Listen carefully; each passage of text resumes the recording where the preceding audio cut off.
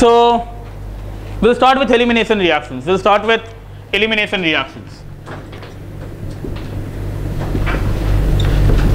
Elimination reactions.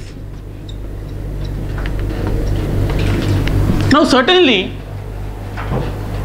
when we were exploring the molecular rearrangements in carbocations, at some point of time now, although we were most of the times talking about electrophilic addition reactions, Markovnikov's rule and all, at some points we might have talked of a few elimination reactions. So some of the illustrations would have included elimination reactions, and maybe at some point of time I would have spoken a little bit about Sedgwick's rule and the reason it's observed, stability of alkene and all. So we might have seen a couple of illustrations before. Now we would see elimination reactions as a topic, as an overall topic. And again, let me tell you, out of the different types of elimination reactions we'll encounter, different types of elimination reactions would encounter, the most common type of elimination reactions would look like this. Be very attentive. Almost every time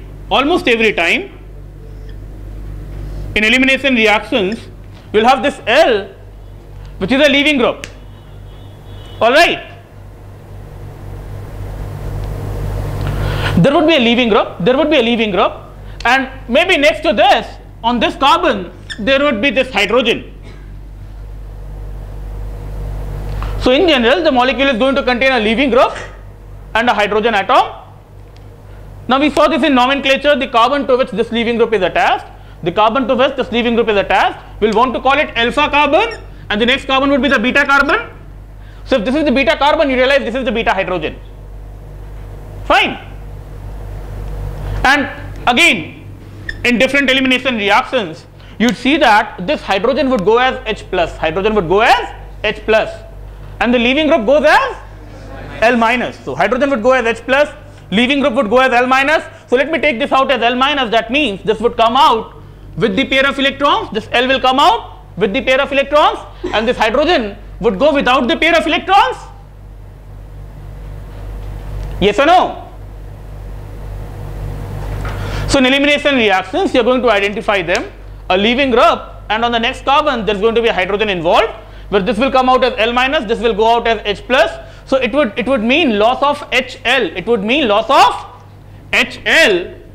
And in the process there would be a negative charge here, L- going, so this would be a positive charge. To neutralize negative positive, this bond would come down.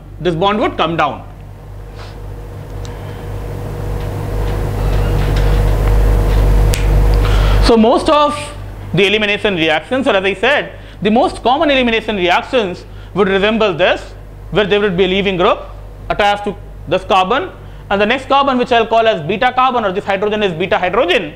These two would be involved. Hydrogen and leaving group would go as HL, forming say an alkene.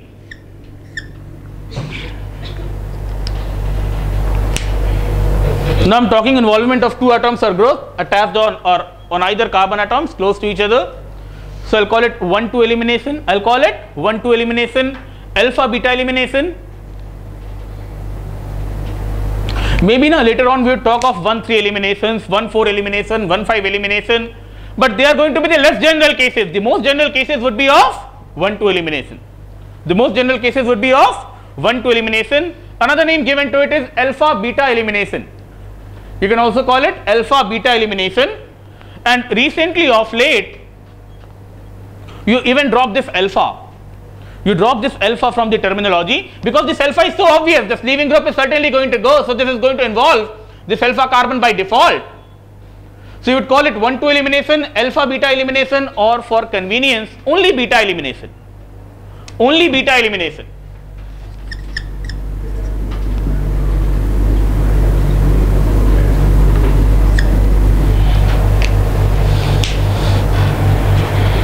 Okay?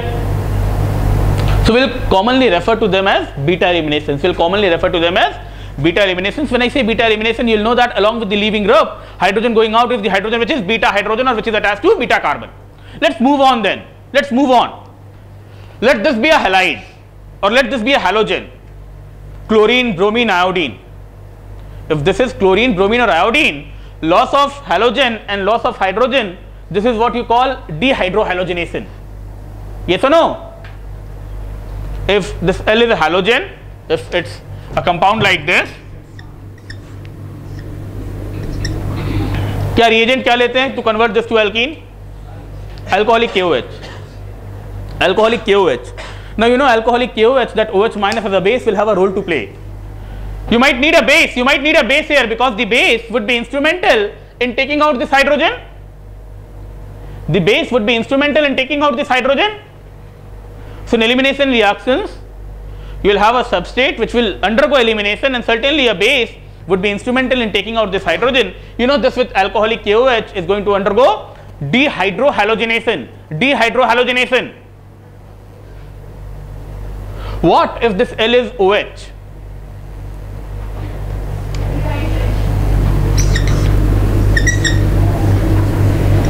If it is an alcohol, what is the reagent you use?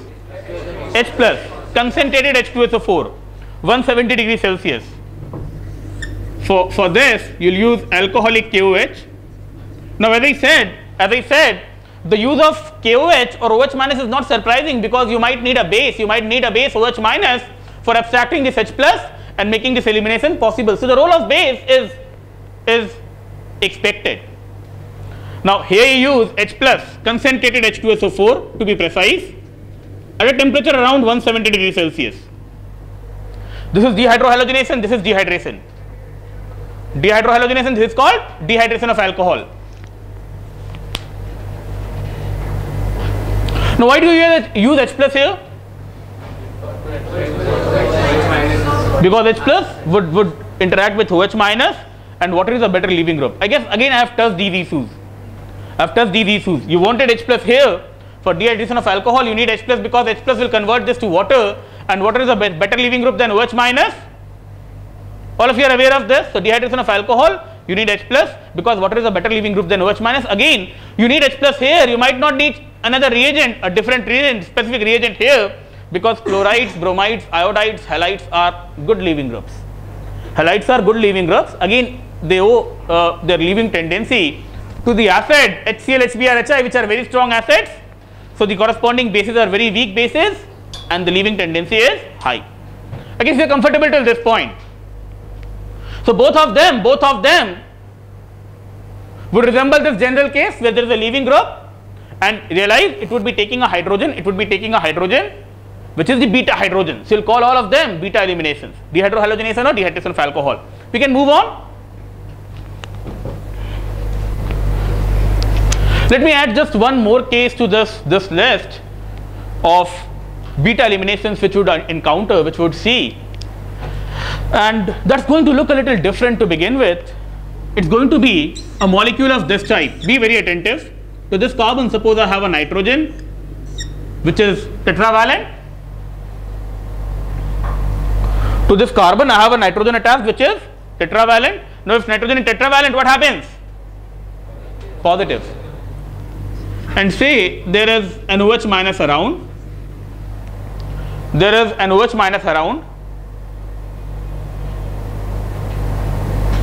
You call it quaternary amine hydroxide. You call it quaternary or 4 degree. Realize nitrogen with 4 carbon atoms would be 4 degree or quaternary. So this is called a quaternary amine hydroxide.